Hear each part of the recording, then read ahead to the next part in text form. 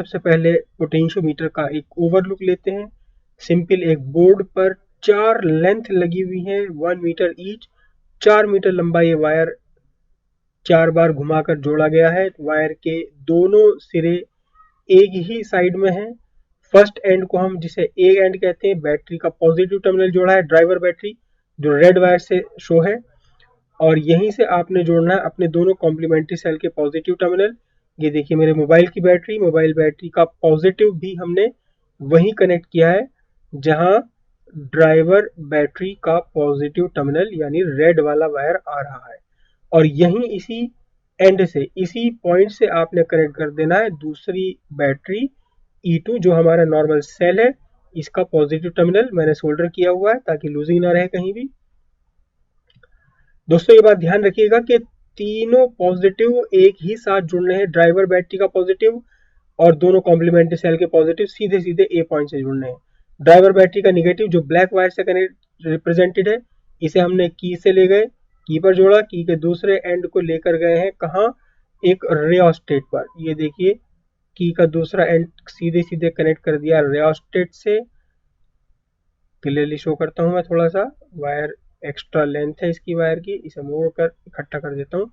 अब देखिए की है, सीधे सीधे की को आपने कनेक्ट कर देना है रियोस्टेट से, और रियोस्टेट का वाइपर आर्म जो बीच वाला आर्म होता है जो आगे पीछे चलता है वाइपर, इस वाइपर आर्म को कनेक्ट कर देना है अपने पोटेंशियोमीटर वायर के दूसरे एंड से। ध्यान रखिए इस एंड पर केवल रियोस्टेट का वाइपर आर्म है और कुछ नहीं।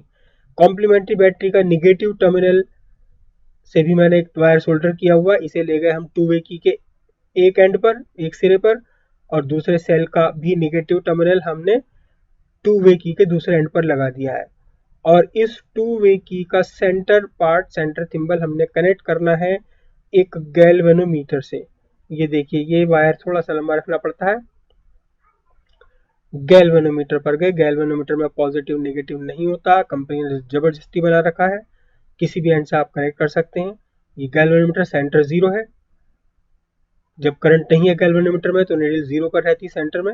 गैल्वेनोमीटर के पैरेलल एक लो रेजिस्टेंस शंट जोड़ दिया है, और गैल्वेनोमीटर का दूसरा एंड एक लंबे वायर से लेकर के चले गए हैं, कहाँ जोड़ा है, इसे जोड़ा है जॉकी पर। लगभग 1 मीटर लंबा वायर ये रखना पड़ता है ताकि जॉकी पूरी लेंथ पर पोटेंशियोमीटर के अक्रॉस मूव कर सके। देखिए गैल्वेनोमीटर के पैरेलल में लगाया है एक लो रेजिस्टेंट शंट। डिजिटल मीटर की यहाँ जरूरत पड़ती है वोल्टेज नापने के लिए।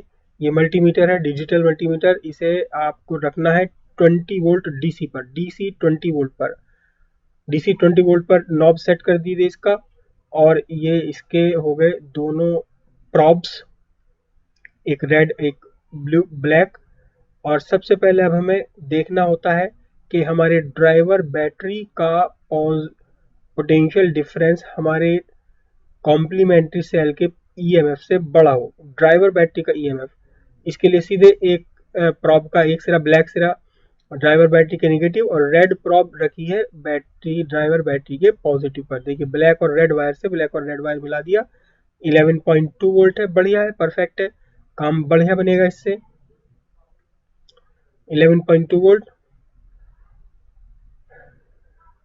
की लगाते हैं, और अब बहुत इंपॉर्टेंट काम है, पोटेंशियल डिफरेंस मेजर करना है हमें अक्रॉस द पोटेंशियोमीटर वायर। बहुत इंपॉर्टेंट है, पोटेंशियल डिफरेंस मेजर कर लीजिए। कभी कभी ये प्रॉब्लम फंस जाती है, नल पॉइंट आता ही नहीं।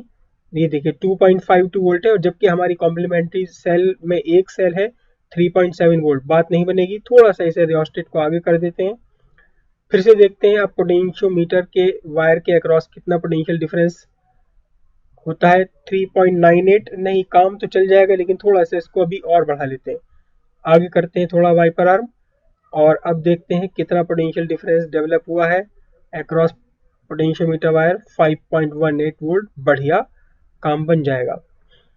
की लगाते हैं पहले सेल के लिए। फर्स्ट सेल हमारा जो मोबाइल बैटरी है सर्किट में आ गया।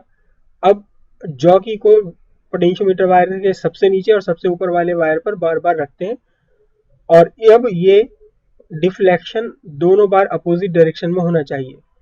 एक बार पोटेंशियोमीटर वायर के सबसे नीचे वाली लेंथ पर और एक बार पोटेंशियोमीटर वायर के सबसे ऊपर वाली लेंथ पर।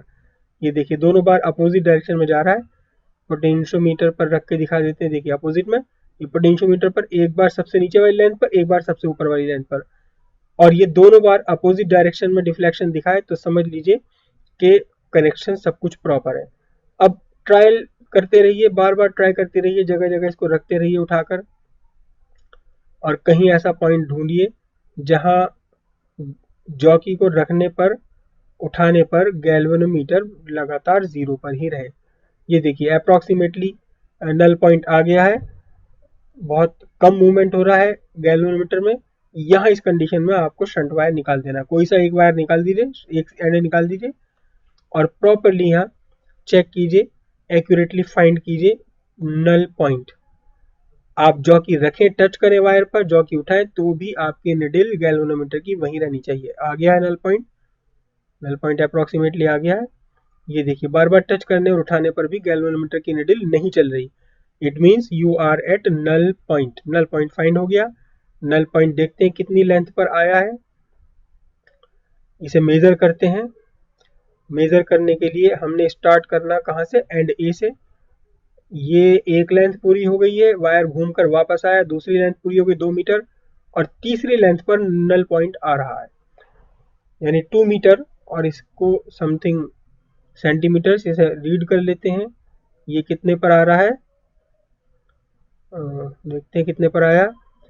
2 मीटर कंप्लीट लेंथ, 2 लेंथ चल चुके हैं, और उसके बाद 44.5 सेंटीमीटर, तो 244.5 सेंटीमीटर ये आपका बन गया L1।